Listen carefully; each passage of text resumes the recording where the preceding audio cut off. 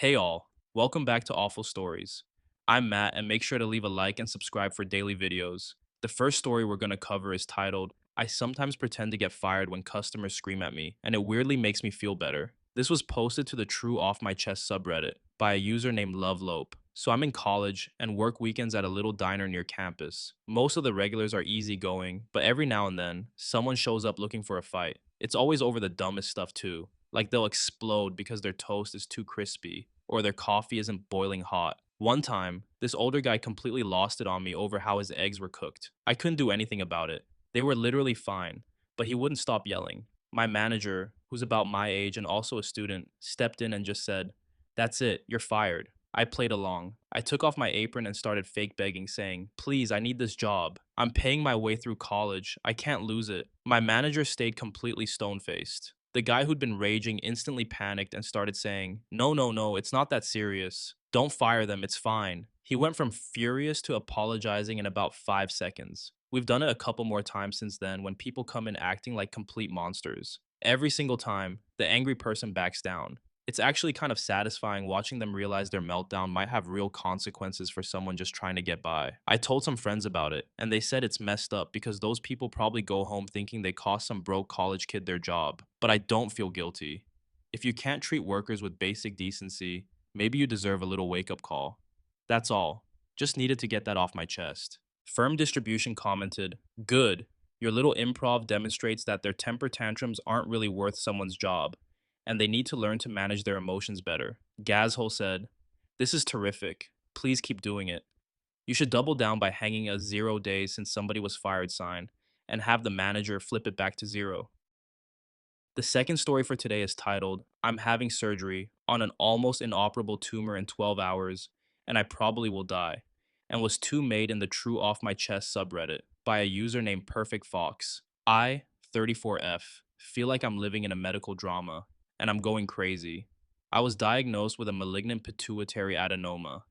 It's very advanced and fast growing, and it's close to pressing on my optic nerve. It's gonna make me go blind if it isn't removed. Because of the location and size of it, I've been turned away by two neurosurgeons and have had to fly to another part of the country to get this thing removed. I've been told about many possible outcomes of this surgery. One being that I could die on the table, another that I could wake up completely fine, and another that I could wake up with severe neurological deficits or possible blindness. I am sitting in a hotel room alone, worrying that the last hours of my life will be spent here by myself, and it's sending me into a spiral. I've been told that if they miss even the most microscopic amount, the tumor will return. My surgery is in 12 hours. I have met the only surgeon who agreed to do it, and I'm petrified.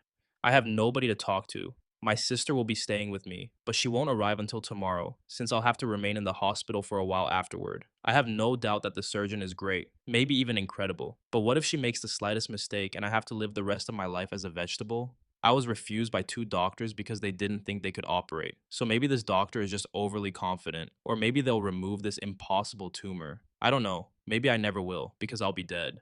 This may be the last thing I do on Earth, writing this. So if I die, I loved living. Goodbye. OP's story absolutely guts me because it's facing mortality in the rawest, most human way imaginable. I can't even fathom what it must feel like to be alone in a hotel room, hours from a surgery that could save your life, change it forever, or end it, and to have nobody to talk to in that moment but the void of a keyboard and a screen. The anxiety, the intrusive thoughts, even the gallows humor about maybe I never will because I'll be dead. It all just feels so vivid and real. What hits me hardest is how powerless OP must feel. To have multiple surgeons turn you away, telling you the risk is too much, and then to find the one doctor willing to try. Does that mean hope or just more uncertainty? The human mind can barely wrap itself around decisions and risks of this scale, and OP's obsessing over every possibility is so real. The gnawing thought of not waking up, or waking up profoundly changed, or waking up to the same nightmare months or years later, of course it would send anyone into a spiral. But, in the middle of the fear, there's this remarkable courage just in the act of writing it all down. OP's honesty, her willingness to voice both the terror and the what if I never wake up thoughts, is raw bravery. That need to leave a record, a goodbye, just in case. It feels heartbreakingly human and kind of beautiful in its vulnerability.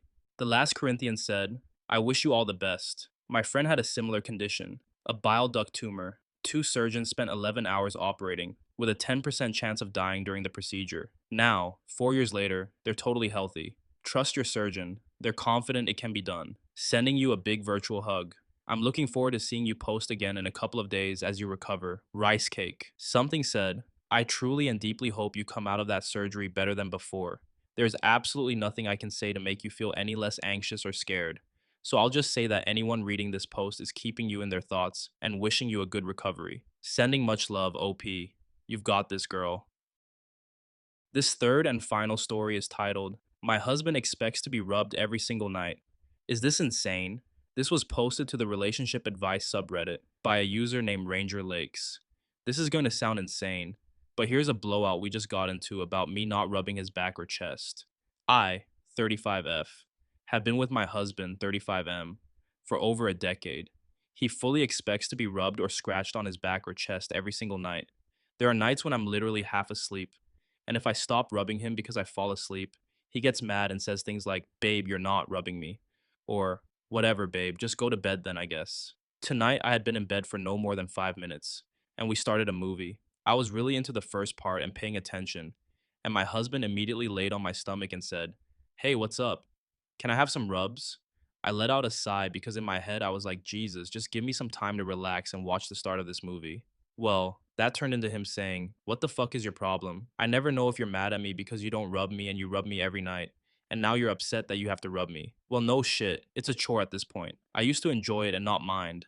But now it's so out of hand that it's literally expected of me. When I say this turned into a blowout fight, I mean an hour of screaming and yelling and trying to get him to understand. What if I'm just freaking exhausted from the day and all I want to do is lie here, close my eyes, and go to bed? But I can't because I'm expected not only to rub you, but to rub you to sleep 9 out of 10 nights.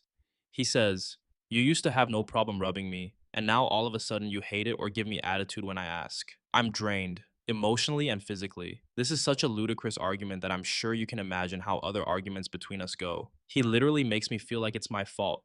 It gets flipped on me, as if I'm the bad one because I've done it all these years and now have a problem with it or don't want to. I can't do this. Am I the crazy one here? I'm just at the point where I'm over it. If I even ask once for him to scratch my back, we're talking maybe 2 or 3 times a year, I'll even try asking. It always comes back to, well, you have to rub me too. Or, I'll rub your leg or something so you can rub me too. I actually feel like a lunatic for even typing the situation out. Like, this really just happened? I feel like I'm just here for my kid at this point. I won't leave because I know how neglectful he'd be to our child if I'm not there to entertain or play with him. Fried Onion said, He's acting like a child you're raising, throwing tantrums over back scratches. You're not crazy. He's not your child, so feel free to stop raising him whenever you want.